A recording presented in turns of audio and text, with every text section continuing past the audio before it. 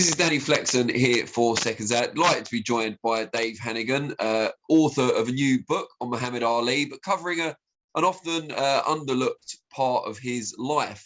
Just tell us, first of all, I guess, where the inspiration for Muhammad Ali is. 82 to 96 it covers, I believe.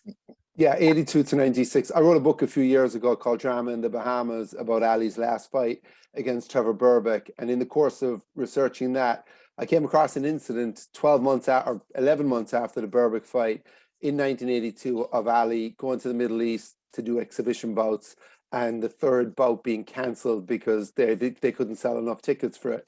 And it was kind of a sad, kind of, poignant kind of end to the story. And I thought, that period of his life between the Berbick fight and the lighting of the flame in Atlanta, when he became kind of like one of the most beloved figures in the world again, I thought that was a very kind of under-researched and under-reported part of his career. Because, I mean, obviously, look, the world doesn't need more books on Muhammad Ali. There has been enough. I'm well aware of that. But I just thought that period was kind of off-Broadway period, if you want to call it that. I thought that was, it would be interesting. So I started to kind of delve into that.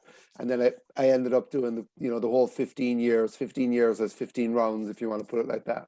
Now, in the course of your extensive research for this book, how much of what you found out was completely new to you?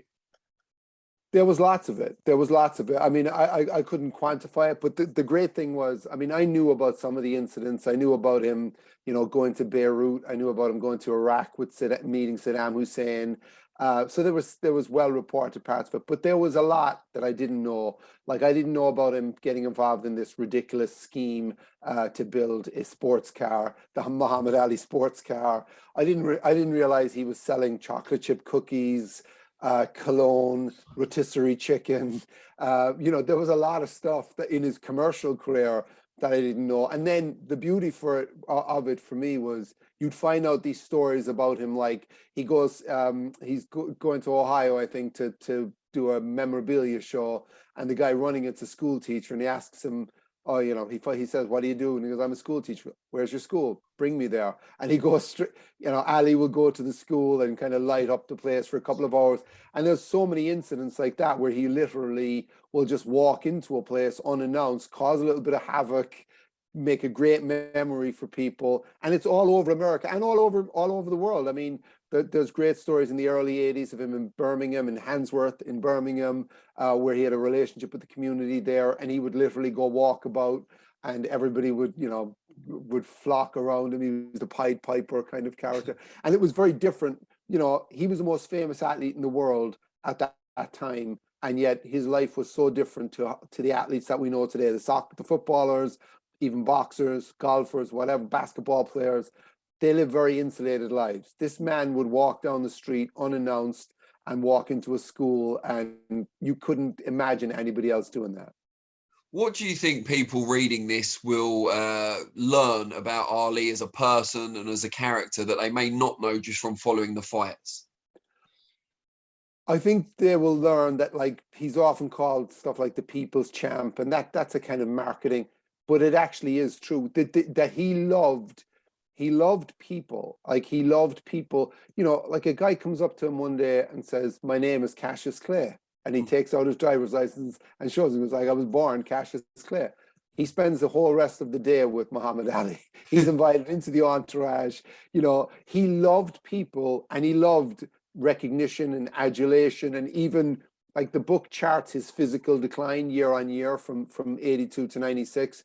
And even when he couldn't speak, he still loved to be out in public, or he certainly couldn't speak as well towards the end of the period covered in the book. He still loves being out there, touching the public and being touched by them. And occasionally he complains about it, but then a couple of incidents later, you realize, no, he loves it. He loves this, and it could be, he could be with baby, kissing babies like a politician, or, somebody would carry his bags in a hotel lobby and then would end up watching basketball with him on TV in his hotel room, and just be invited. Like, he invited people into the inner sanctum all the time. It was, it wasn't an act. It wasn't for promote. Nobody knew about most of this stuff when it was happening, but he loved people.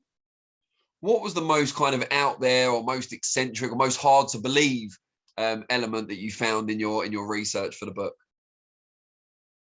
I think there's a story of him in Leeds, doing a book signing, and he disappears. He goes, Okay.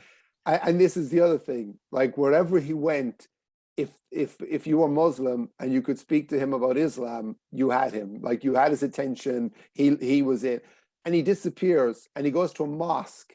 I think I want to say the place called Haverhill in Leeds. He goes to a mosque in Leeds, disappears from the publishers. He's promoting the book. He's doing the book signing. He disappears for a couple of hours, and then he goes to this mosque, causes havoc. Everybody goes crazy. But then the people who brought him to the mosque deliver him to Nottingham for his next book appearance later that day. And it's just like only Ali could disappear. And remember, this was 92, I think it was 92. So it was pre-cell phone or mobile phone. And he disappears, and then he comes back. And it's like, that's fine. He just does that kind of stuff, you know. And it's Ali. It's kind of like he's floating along. The tide brings him one way, it brings him another way, but it always brings him where he's meant to be. And it's no big deal for him, you know. And again, in the world we live in today, you can't imagine a celebrity or an athlete like LeBron James or Messi or Ronaldo or any of these people ever doing something like that. The general perception of Ali post-retirement is that his health deteriorated fairly rapidly. From what I've kind of seen of the book and the snippets and stuff, that may have been exaggerated a little bit. He seems to be very much certainly aware and in touch with what's going on throughout that period. I think the problem in the 80s was that he wasn't great at taking his medication. He wasn't very disciplined. So you could catch him on a day when he hasn't taken the medication, and you could say, this guy looks terrible, you know, this guy looks shot and his health, he really, really looks bad. And then you could get him later, you know, a couple of days later, and you'd say, this guy looks perfect. And the book kind of captures that, because I have eyewitnesses, and you know, I wanted it to be authentic. So like, I have a journalist who, Ali comes into his town, he'll write the story and say, this guy looks terrible. Why is he being paraded around at all? This guy looks like he should be in a care.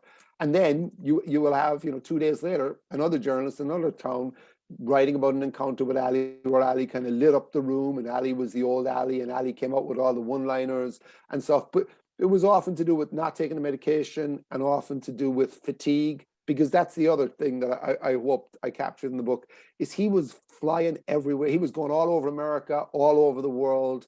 You know, his schedule, you know, there was a documentary maker from England called Lindsay Clennell, went with him for a year, and he said he'd never seen anything like this. Like this, you know, they would just get back from somewhere and then they'd have to go off somewhere else, because that's what he did. Wherever he was invited, he went. And have you had any feedback at all from his family about the book coming out, or any of the elements of it? No, I haven't. And I kept away from the family, because I wanted this, like Muhammad Ali's daughters have written some beautiful books about him and their relationship with him and stuff. But I wanted this to be kind of like how the rest of the world views him. And there is some stuff in this as well that, you know, there's a few bad characters who were ripping him off in the 80s and exploiting him. And he was very easy to rip off, because he was very loyal and very gullible. And if you were his friend, he would do anything for you. And some people took advantage of that. How can people get a hold of the book? The book is in bookstores on June 20th, today, as we speak, and is also on Amazon.co.uk as of today as well. Excellent stuff. Really, really appreciate your time. Yeah, from what I've heard, I haven't read the full book yet. I've got the PDF in my inbox. Got it today, so I'm ready to start reading it. But yeah, from what I've seen of it and the synopsis, I encourage everyone to go out and buy it. Really, really appreciate you coming on. And yeah, best of luck with it. Thanks a million, Danny. Best of luck, man. Cheers.